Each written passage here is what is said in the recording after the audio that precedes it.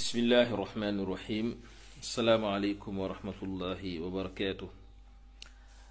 Yéen ñi may seetaan te di ma déglu di ngeen faral di dégg saasa ci weeru koor ñu naan leen naafile bis bi. tey dangay jàng nangam inna anzalnaahu nangami ixlaas, loolu mooy naafile bis bi. boo ko defee dinga ci am nangami yool. loolu bidaa la, wérul. ak ci koo xam ne kum munti jóge loolu wérul, loolu bidaa la.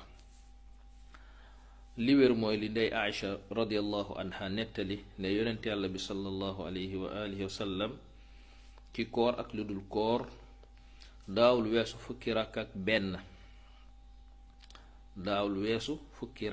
benn. am na ci yeneen riwaay yoo xam ne dañoo fukki rakk ak ñett.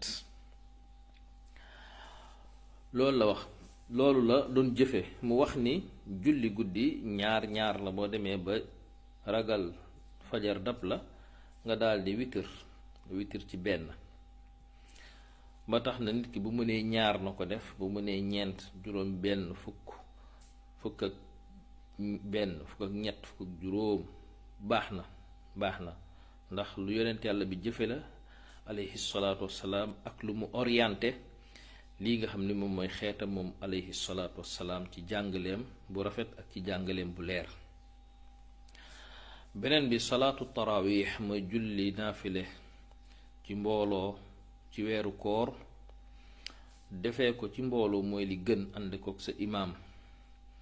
ndax julli naafile nit ki defee ko ci këram muy góor muy jigéen moom mooy li gën, ba mu des bi am ci weeru koor. yonent bi alayhi salaatu wassalaam nee na man qaama ramadaana maa al imaam imaanan wa ihtisaaban gufira lahu ma taqaddama min zambi. ku taxaw weeru koor naafile ko ànd ko ak sa imaam ginnaaw bi ñu jullee gee ba noppi, ngëm yàlla tax nga def ko, waaye du puukare, du ngistal, du dem naa fi gaay di dem di julli ji, déedéet. yaakaar ko yàlla tax nga def ko. yonent bi alayhi salaatu wasalaam nee nañu jéggal say bàkkaar yu jiitu. kon lii mooy li sax ci sunna yonent bi alayhi salaatu wasalaam. weeru koor nag weeru jaamu yàlla la, xeetu jaamu yàlla yépp, waaye nag na dëpp ak sunna yonent bi alayhi salaatu wasalaam. wa illaa jëf nga waaye doo fayeeku, te loolu nag musiba la. baarakallahu fiikum.